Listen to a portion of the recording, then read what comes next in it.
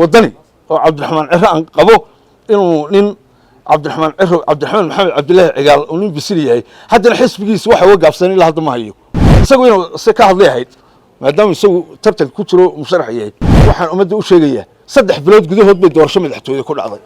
kulmiye mucaarad buu ahaa weligii reer lagama maqal udubna xisbi qaran oo wuxuu ahaa muxaafada weligii reer lagama maqal waxa la oran jiray ummadda bahowday kulmiye oo weligii reer ku ololeynaya lama arag maanta waxay igu horeysaa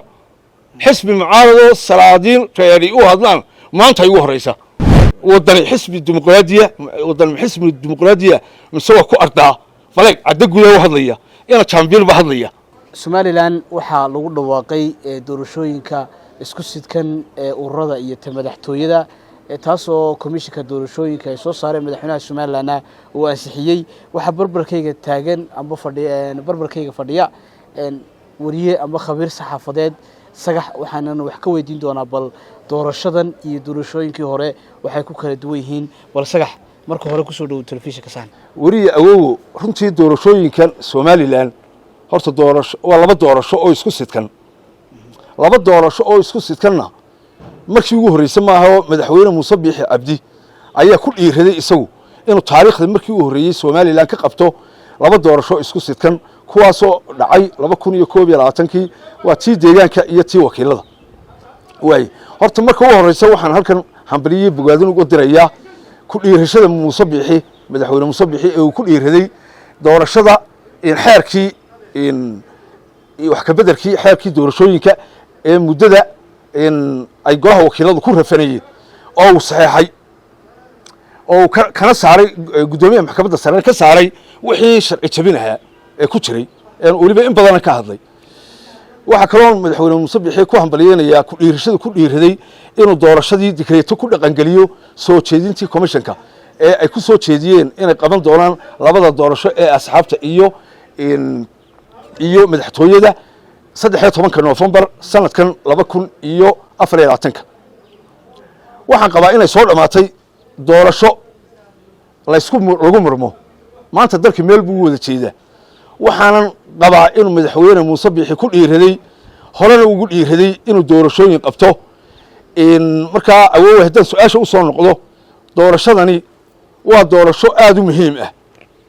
waxay kaga duwan tahay tii hore marka haddaan eego madaxtooyada kale soo qaato saddexdii hore ee musharax ee ku tartamay doorashadii 2017 tii madaxtooyadu ba ku tartamaya oo kala ahaa mudane madaxweyne Muuse Biixi oo kulmiye ka sharaxnaa cabdiraxmaan ciro oo wadani ka sharaxnaa iyo Faysal Cali Waraabo oo cid ka sharaxnaa horta xagga wax iska bedelay ma jiro waa saddexdii musharaxun ifafaalaha ay muuqday iyo khabiirnimadayda saxaafadeed markan ku eego waa saddexda musharax ee madaxweyne waaye laba ku xigeen ba isbedela waa wasiir saatin oo Muuse Biixi madaxweyne ku xigeen u ahaa halku doorkii hore seercigo ahaa waqtigiisa ka dhamaaday isaga waaye uu cusub yahay ninkaas cabdiraxmaan ciro waxa maxamed cali baa musharax madaxweyne ku xigeen u ahaa isagu ma cusba gudoomiyaha xisbiga ucud Faysal Cali Waraabe ku xigeenkiisa baa weli aan muuqan oo aan muuqan balse waa laga yaabaa inay kulli waxaan filayaa in reer awdal ka soo sharxi doonaan laakiin ma ogiye waaye waxa kale ku cusub doorashadan haddaan ku soo qaato 10 urur baa gelaya awal doorashooyinkii hore doorashada deegaanka iyo xisbiyada isku dhex jiray oo musharaxiin ba ku tartami jiray musharaxiinta codadka ay soo saaraan ay xisbiyadu saddex xisbi soo bixi jiray doorkan awoowo waxa ku cusub 10 urur siyaasadeed ayaa sharaxan oo waliba qaarna wali dabada geejinayaan balse taas waxa ku cusub 10kii urur siyaasadeed iyo 3 xisbi qaran ayaa ku tartamaya doorashada asxaabta siyaasadda waxana u muuqataa in xilligan loo qalab qaatay in tartankii doorashooyinka la galo hase yeeshee markan eego xisbiyada markan soo qaato xisbiga wadani ee saaxiibkii cabdiraxmaan ciro ka sharaxan yahay waxaad moodaa inay weli dabada geejinayaan weli may hambaliyeen madaxweynaha kumay hambaliyeen saxiixii digreetada uu ku saxeexay komishankana weli kumay hambaliyeen kulmiye laakiin uu hambaliyey iyo cid halka calaamad su'aal bay ga saaran waxa wadani oo cabdiraxmaan ciro aan qabo inuu nin cabdiraxmaan maxamed cabdilaahi cigaal uu nin bisil yahay haddana xisbigiisa waxa uga gaabsan ilaa hadda ma hayo isagu inuu si ka hadlay ahayd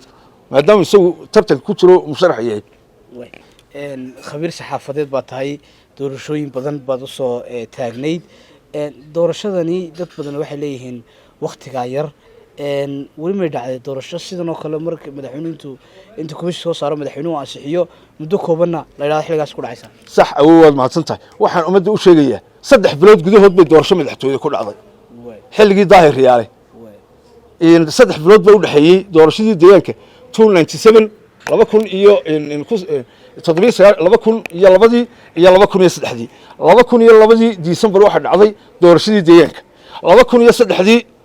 14 Abriil waxa dhacday doorashadii madaxtooyada oo waa kii daahir riyaal ku guuleysay 3 bilood bay u dhaxeeyay tan waxaan qabaa hadii daacadiga yahay la qaban karaya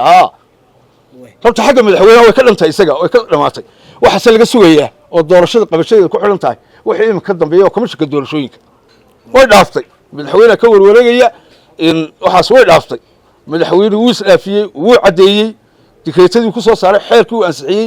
muddadii doorashooyinka uu dhaqan galiyay komishanka laga sugayay hadda way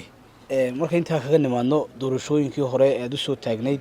iyo doorashadan hadda dad badan waxay leeyihiin farq baa u dhaxeeya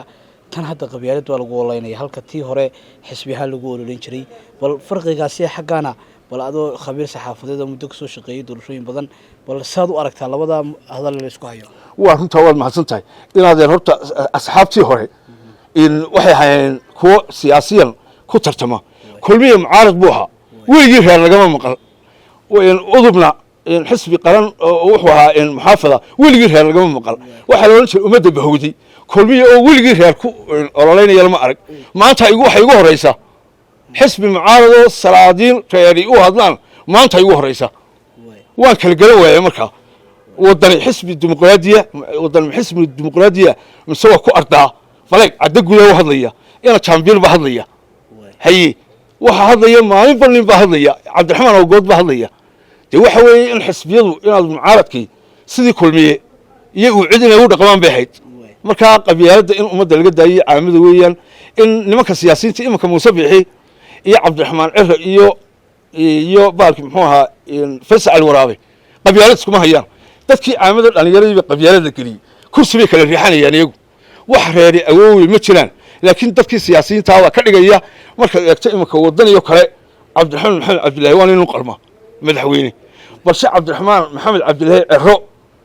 cidda ku wareegsan iyo taageerayaashiisu iyo habkay u dhaqmayaan wadani ma aha kuwii madaxweyne geyn lahaa cabdiraxmaan ciro waayo xisbigu inaad waxa weeye waa in xisbi siyaasi noqdo golada dhan ka wada hadlaan waxa dilay salaadiinta dilay wadani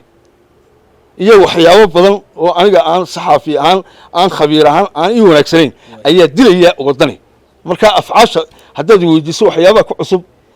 asxaabta de waxa weeye xisbi mucaarado weligii reer u hadlaya ma arag maanta ka hor ta kale axmed siilaanyo ruug cadaagii siyaasadeed madaxweynihii hore 80 cod baa la yidhi waa laga helay uu ka dhaqaaqay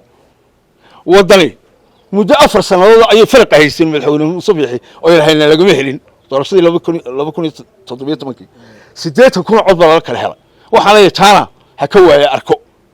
xisbiga wadani ama saddex xisbiba cidii doorashada ilaahay siiyo waa in loo taaliyeeyaa Allah hanbaliyaa sidii daahir yaalo ku go'aan qaatay berigi